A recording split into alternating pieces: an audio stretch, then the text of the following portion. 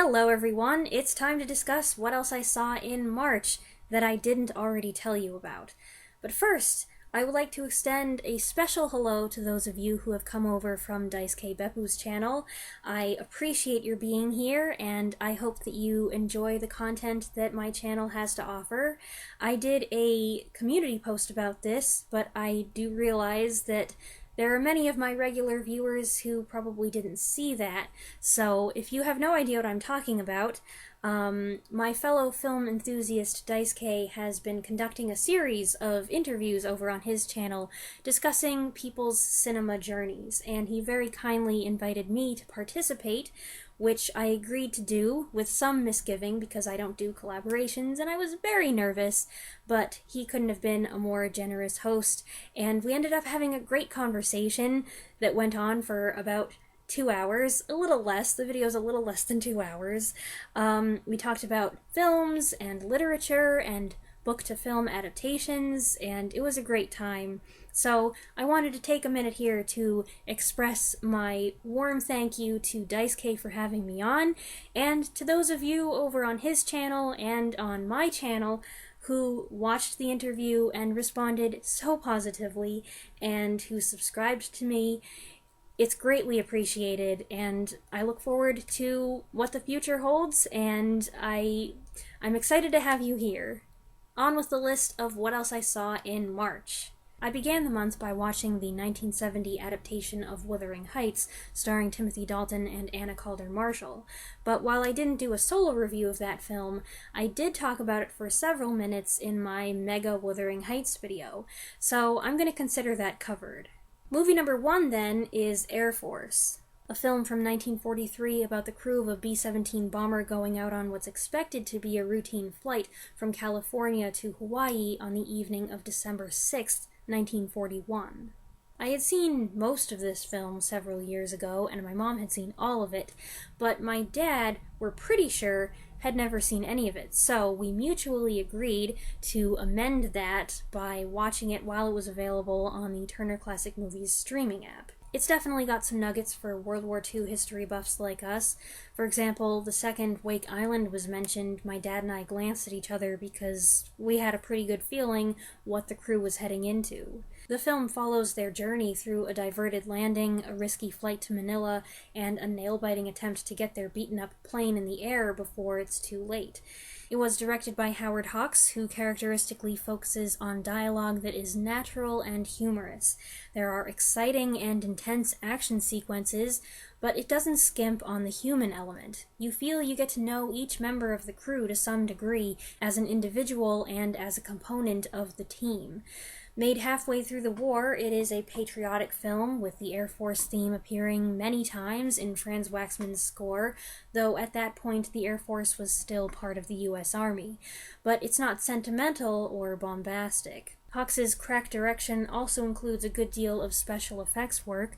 Some of the miniatures are a tad obvious, but the blending of stock footage and new footage is well done, and projections are judiciously used. In my opinion, this is one of the best combat films produced during the war, and even immediately after.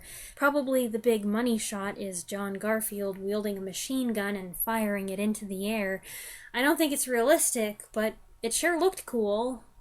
Movie number 2 is a western, 1953's Hondo, in which John Wayne plays a man who happens upon an isolated settlement in Apache territory where a woman, Geraldine Page, and her young son are anxiously awaiting her husband's return, unaware conflict is brewing between the natives and the cavalry.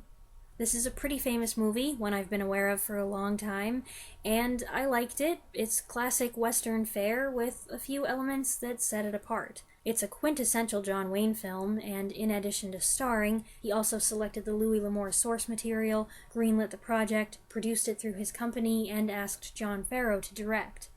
Geraldine Page might seem an odd choice for female lead in a Western, but I like that the character is down-to-earth and not glamorous. Both she and Wayne bring unexpected layers to their roles, plus the story has some good twists, such as the Apache leader, played by Michael Pate, taking a liking to her little boy.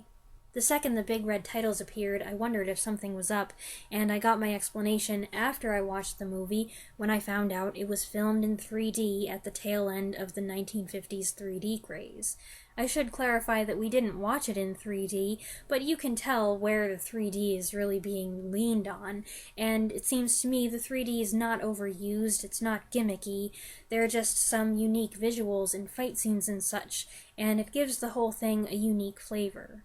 I didn't enjoy the movie quite as much as I'd expected I might, but I think when it comes to westerns, I tend to prefer the gunfighter and outlaw stuff over the cowboy and Indian and cavalry stuff. No idea why. Number 3 is perhaps my favorite new-to-me movie of the month, 1940's Saturday's Children. It's a poignant drama laced with comedy about two young people who fall in love and do their best to stay together through the ups and downs of married life. Anne Shirley, who I've liked in everything I've seen her in so far, stars as an honest, likable girl who's about to enter the workforce. John Garfield stars opposite her as an imaginative, would-be inventor. This is one of a number of starring roles he scored in 1940 following his breakout supporting performance in Four Daughters. His character here is amusingly dorky and lovable, and good for him, he doesn't just wear glasses at the beginning and magically not need them for the rest of the movie. I think this is one of my favorite performances of his, even though, or maybe because, it's not the smart aleck tough guy with a chip on his shoulder type that he became known for playing, and played in the aforementioned Air Force. Longtime favorite actor Claude Rains is a delight as Shirley's father, a middle-class man who dreads his daughter finding out how everyone pushes him around at the office. Rains is always a treat to watch, and he's great as villains and authority figures, but I really love these rare occasions when he gets to play someone loose and ordinary like this. The father-daughter dynamic is wonderful, and there's playfully argumentative banter among the whole family, which includes the elder sister and her husband, played by Lee Patrick and Roscoe Carnes, who can't afford a place of their own. It's a charming story based on an award-winning play and directed by Vincent Sherman, who would later direct Rains in another great performance opposite Bette Davis in Mr. Skeffington. I really enjoyed this one. Can you tell? Its writing and its fine performances from a cast acting refreshingly regular. It's a slice-of-life film showing people trying to make ends meet in a crowded city in a country on the eve of war. Plus the courtship and the presence of strong family ties gave me a Marty vibe, which, hey, is another point in its favor if you ask me. Movie number 4 is the other Western I saw in March, 1957's Gunfight at the OK Corral, a film that builds up to the famous Wild West shootout that's been depicted on film and television many times over the years, and which didn't actually take place at the OK Corral. This is one of 7 films Burt Lancaster and Kirk Douglas did together. Lancaster plays Wyatt Earp, and Douglas plays Doc Holliday. This is one of those classic films that makes me say, gee, I'm glad I changed my mind about watching westerns, because otherwise I would have missed out on this very enjoyable experience. The Technicolor photography looks great, Edith Head's costumes are gorgeous, the scenery is interesting. There's many a familiar face in the supporting cast, even in small parts. To mention a few, there's Jack Elam, a young, shockingly not chill Lee Van Cleef, an even younger Dennis Hopper, and in more prominent roles, there's Rhonda Fleming's cool, independent love interest, Jo Van Fleet as her cheap but pathetic foil, and DeForest Kelley as Earp's brother Morgan, 11 years before Star Trek recreated the gunfight in the episode Spectre of the Gun. The eponymous gunfight is the fitting climax of the movie, it's what the narrative is leading to, but the story's really about the development of a wary truce and then a friendship between Wyatt Earp and Doc Holliday, two giants of the Wild West. Both actors give great performances, and they aren't trying to outdo each other. It feels like a partnership on screen, not a competition, and that makes the relationship between the characters more convincing. At 123 minutes, it's a decent length, and considering all the things that have to happen to get us to the big moment, it stays remarkably well focused. I acknowledge that the majority of modern audiences are probably more familiar with 1993's Tombstone, which has a big following. Hopefully that doesn't mean this movie's been completely forgotten, because I liked it. Movie number 5 is 1949's The Stratton Story, a biopic that stars James Stewart as Monty Stratton, the young country farmer with a good pitching arm who rose to prominence as a professional baseball player and then saw his career abruptly halted when a hunting accident required his leg be amputated. Admittedly, I am not much of a baseball fan, but you don't need to be to enjoy the film, which I heard about from DVD Collector 1974. This is the first of 3 movies where Jimmy Stewart and June Allyson play a married couple. I know, it seems like it was more than that. The other 2 were The Glenn Miller Story and Strategic Air Command. Stewart and Allison are both highly enjoyable in their roles as the characters navigate good times and bad. There's humor and heartbreak, and the script doesn't shy away from showing the darker, more bitter moments. But ultimately, it's an uplifting story about perseverance and not letting circumstances keep you down. Frank Morgan and Agnes Moorehead in the supporting cast shine, Morgan as the alcoholic down-on-his-luck talent scout who loves Monty like a son, and Moorehead in a rare, endearing performance as Monty's practical but affectionate mother.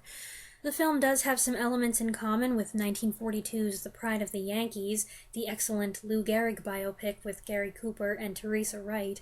Both movies also feature cameos from pro ball players, and hey, what do you know? They were both directed by Sam Wood. Monty Stratton himself participated as technical consultant for the film, and Jimmy Stewart was his own choice to play himself on the big screen, and it was absolutely the right call. Movie number 6 is 1969's Marooned, a sci-fi feature in which 3 men, Richard Crenna, Gene Hackman, and James Franciscus, are sent to work in a space lab for an extended period to test the effect on their systems. Houston decides to bring them back early because it's not going great, but the trip home goes awry and the spacecraft is left stranded. The central conflict revolves around the question of whether a rescue mission can be pulled off within the 42 hours the astronauts have before their oxygen runs out. The film tends to move at a slow pace, with a dry, realistic focus on procedures and checks between the spacecraft and mission control. It makes some demands on your attention span. I liked the movie, but I did nod off a bit in the middle, and then my mom was like, "Hey, wake up!" It has good moments, though, clashes of ethics, psychological turmoil, and a few moving sequences. Gregory Peck plays the head of the operation, assessing the bleak numbers and the difficult decisions he's going to have to make. David Jansen's character refuses to accept the men as lost and butts heads with Peck, arguing in favor of a rescue mission no matter the risk or the cost. Meanwhile, the astronauts are losing their grip as they sit frustrated, helpless, and scared in this crowded spacecraft with no idea if help is going to come. Pre-stardom Gene Hackman is especially well cast here. The film, directed by John Sturges, who incidentally also directed Gunfight at the OK Corral, has its flaws. Some of the visual effects, which actually won an Academy Award, don't seem so impressive now as they probably did when the film came out, and for as lengthy and methodical as the movie is, the ending feels hasty and unfinished. But both the slow pace and the abrupt conclusion are characteristic of the genre at the time. The non-musical score is eerie, though, and the cast does well. There are some interesting twists, and when I wasn't struggling to stay awake, it was quite tense. Really.